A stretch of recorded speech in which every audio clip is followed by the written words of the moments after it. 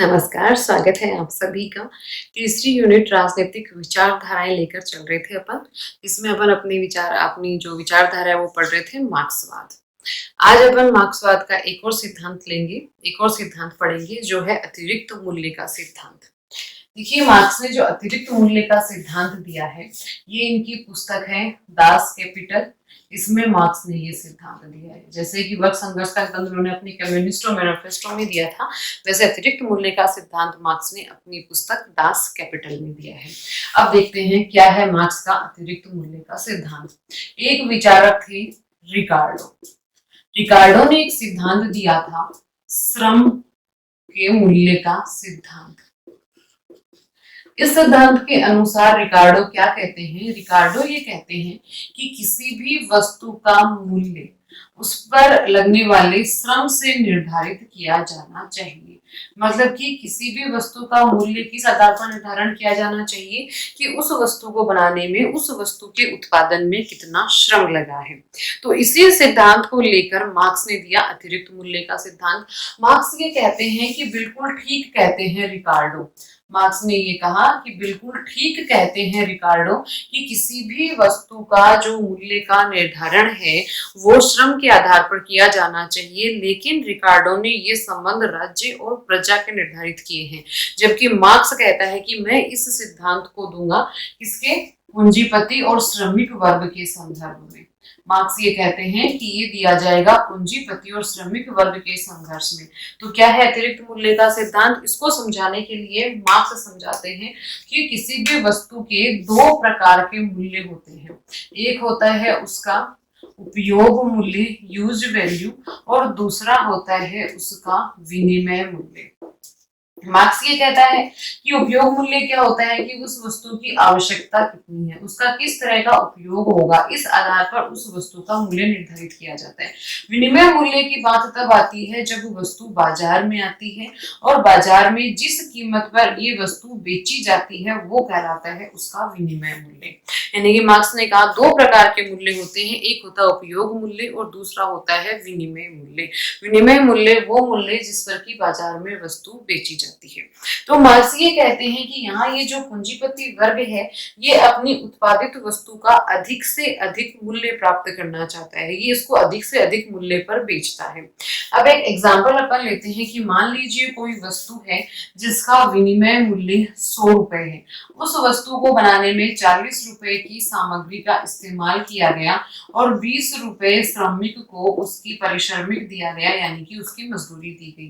तो उस वस्तु का जो लागत मूल्य है वो हो जाता है 60 रुपए और विनिमय मूल्य हो गया 100 रुपए। तो विनिमय मूल्य में से जब अपन इस उपयोगी मूल्य को या फिर अपन कहें कि लागत को माइनस करते हैं तो जो मूल्य अपने पास बचता है वो कहलाता है अतिरिक्त मूल्य। और अभी अतिरिक्त मूल्य का सिद्धांत क्या कहता है? मार्क्स कहते हैं कि ये जो अतिरिक्त मूल्य है इस पर अधिकार होता है इसका श्रमिक का, लेकिन इस मूल्य को, इस 40 रुपए को जो ये पूंजीपति वर्ग है वो बिना किसी मेहनत के हड़प लेता है। इसको क्योंकि वस्तु का मूल्य निर्धारित होना चाहिए उसके श्रम से, तो इसको श्रमिक पारिश्रमिक बहुत कम दिया है पूंजीपति ने और इसको मिलना चाहिए वो हिस्सा उसने स्वयं हड़प लिया। और अतिरिक्त मूल्य को हड़प हड़प कर जो पूंजीपति वर्ग है वो और अधिक अमीर होता जाता है और जो श्रमिक वर्ग है वो और अधिक गरीब होता जाता है। और जब ये इस अतिरिक्त मूल्य से धन इकट्ठा कर लेता है तो फिर ये बाद में और मशीनें लगा लेता है और मशीनें लगाने की वजह से फिर जो अपन कहेंगे श्रमिकों की और डिमांड कम रह जाती है, मांग कम रह जाती है। इस वजह से श्रमिक होते हैं अधिक संख्या में तो वो मजबूरी के कारण बहुत कम मूल्य में और अपना श्रम उसको पूंजीपति को दे देते हैं और जो पूंजीपति है वो बाद में उस श्रम के कारण पूंजी बनाता है, अतिरिक्त मूल्य का निर्माण करता है और उस अतिरिक्त मूल्य को खुला खुला सीधा सीधा हड़प जाता है। और इस प्रकार से इन दोनों वर्गों के बीच में दूरी बढ़ती जाती है, ये वर्ग अमीर और अमीर होता जाता है और ये वर्ग ये गरीब और गरीब होता जाता है। तो ये बताया मार्क्स ने अतिरिक्त मूल्य का सिद्धांत। दो मूल्यों के बीच का अंतर है विनिमय मूल्य और उपयोगी मूल्य के। इस मूल्य को उन्होंने अतिरिक्त मूल्य कहा और अतिरिक्त मूल्य को हड़प जाता है कौन? पूंजीपति वर्ग हड़प जाता है और जो मजदूर वर्ग है, श्रमिक वर्ग है, उसका शोषण होता है क्योंकि उसको उसकी पारिश्रमिक उचित नहीं दी जाती है। और जो एक्स्ट्रा पैसा होता है, अतिरिक्त मूल्य होता है, उसको पूंजीपति हड़प लेता है। अब अपन बात करते हैं इस सिद्धांत की आलोचना की। इस सिद्धांत की क्या आलोचना हुई या क्या आलोचना की जा सकती है। तो देखिए, इस सिद्धांत की अगर अपन आलोचना की बात करते हैं तो सबसे पहली बात तो यही है कि ये सिद्धांत है वो मार्क्स का मौलिक सिद्धांत नहीं है, रिकार्डो से लिया हुआ है एक तरह से। तो सबसे पहले तो ये सिद्धांत मौलिक नहीं है। दूसरा, मार्क्स ने केवल शारीरिक श्रम की ही बात की है।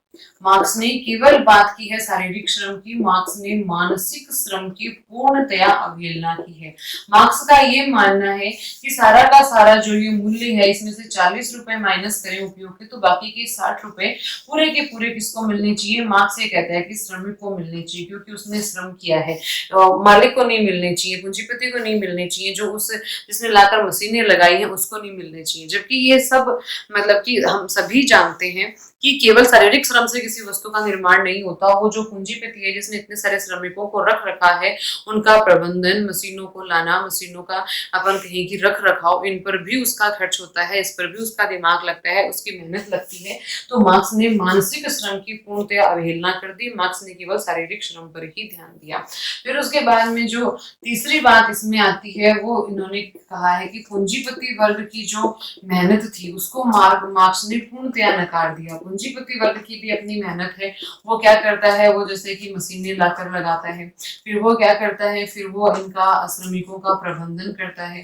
तो ये भी उसका एक महत्वपूर्ण कार्य है। उत्पादन अपन कहें कि मशीनें लाकर उसने लगाई है, तो श्रमिक को एक तरह से श्रम करने का फील्ड उसी ने अवेलेबल करवाया है। एक उत्पादन करने के लिए जो पूरा इंफ्रास्ट्रक्चर है, पूरी कंपनी है, पूरी फैक्ट्री है, वो उसने विकसित की है। और फिर भी मार्क्स ये चाहता है कि वो कोई भी मूल्य ना रखे, सारा का सारा मूल्य श्रमिक को दे दे। तो ये संभव नहीं है। फिर उसके बाद में जो अगली और सबसे बड़ी आलोचना है वो ये है कि मार्क्स का ये जो सिद्धांत है ये विरोधाभास से पूर्ण है। विरोधाभास से पूर्ण कैसे? तो मार्क्स ये कहता है कि जैसे वो उद्योग धंधा लगाता है तो उद्योग धंधों में और यंत्र लेकर आता है। तो मार्क्स ये कहता है कि जैसे ही पूंजीपति है वो उद्योग धंधों में यंत्र बढ़ा लेता है, अतिरिक्त मूल्य को खाता है, जो श्रमिक का अतिरिक्त मूल्य उसको वो हड़प लेता है और उससे और यंत्र ले आता है या और जो मशीनें हैं वो ले आता है। उस मशीनों के कारण श्रमिकों को उसकी कम आवश्यकता पड़ती है उसको, और श्रमिकों को कम आवश्यकता पड़ती है तो फिर वो श्रमिकों को हटा देता है। इस वजह से श्रमिक बहुत कम मजदूरी पर भी उसके पास काम करने को तैयार हो जाते हैं। यानी कि मार्क्स यहाँ सीधे तौर पर ये बात मान रहा है कि मशीनें श्रमिक की जगह ले सकती हैं, यानी कि मशीनें भी वो काम कर सकती हैं जो कि श्रमिक करता है। जबकि अतिरिक्त मूल्य के श्रम सिद्धांत में मार्क्स ये कहता है कि सारा का सारा जो वस्तु का मूल्य है वो श्रमिक को मिलना चाहिए, क्योंकि श्रमिक श्रम करता है। यानी कि मार्क्स दोनों ही बातें मान रहा है जो कि एक दूसरे की विरोधी है। यहाँ तो मार्क्स ने ये मान लिया है कि मशीनें श्रमिक का स्थान ले सकती हैं और मशीनें श्रमिक का काम करती हैं। मशीनें वो श्रम कर लेती हैं जो कि श्रमिक करता है। तो मशीनें किसने लगाई? पूंजीपति ने। तो सीधी सी बात है कि उसका जो मूल्य है वो किसको मिलना चाहिए? पूंजीपति को। लेकिन दूसरी बात वो ये कहता है कि श्रम केवल श्रमिक करता है तो सारा का सारा अतिरिक्त मूल्य श्रमिक को मिलना चाहिए। तो इस प्रकार से ऐसी बहुत सारी बातें हैं जो कि विरोधाभासी हैं अतिरिक्त मूल्य के सिद्धांत में। मार्क्स स्वयं ही ये कहता है कि जो पूंजीपति है वो उद्योग धंधा लगाता है, श्रमिकों को काम देता है, और स्वयं ही वो ये कहता है कि पूंजीपति कोई कार्य ही नहीं करता है, वो सीधा सीधा सारा का सारा पारिश्रमिक है वो मजदूरों का हड़प लेता है। और दूसरा, मार्क्स ने जिस हिसाब से जितना अधिक शोषण के रूप में अतिरिक्त मूल्य के सिद्धांत में दिखाया है उतना अधिक शोषण भी नहीं पाया जाता किसी भी उद्योग धंधे में। बकायदा हर एक उद्योग में, हर एक फैक्ट्री में काम करने वाले श्रमिक को उचित मात्रा में पारिश्रमिक मिलता है, स्वास्थ्य सुविधाएं मुहैया होती हैं। तो जितना अधिक मार्क्स ने बताया है शोषण का रूप, उतना अधिक बड़ा शोषण का रूप भी व्यवहार में देखने को नहीं मिलता है। तो इस प्रकार से ये मार्क्स के श्रमिक सिद्धांत की आलोचनाएं थी। अब अगर अपन इसके महत्व की बात करें तो इस सिद्धांत का महत्व है कि समाजवाद का मार्ग प्रशस्त करने में इस सिद्धांत ने महत्वपूर्ण भूमिका निभाई। अतिरिक्त मूल्य के सिद्धांत ने, इस सिद्धांत ने समाजवाद का मार्ग प्रशस्त किया और कहीं ना कहीं समाज के सामने श्रमिक वर्ग का जो शोषण हो रहा था, श्रमिक वर्ग की जो दयनीय स्थिति थी, उसके ऊपर भी और ध्यान आकृष्ट करवाया। तो ये था मार्क्स का अतिरिक्त मूल्य का सिद्धांत।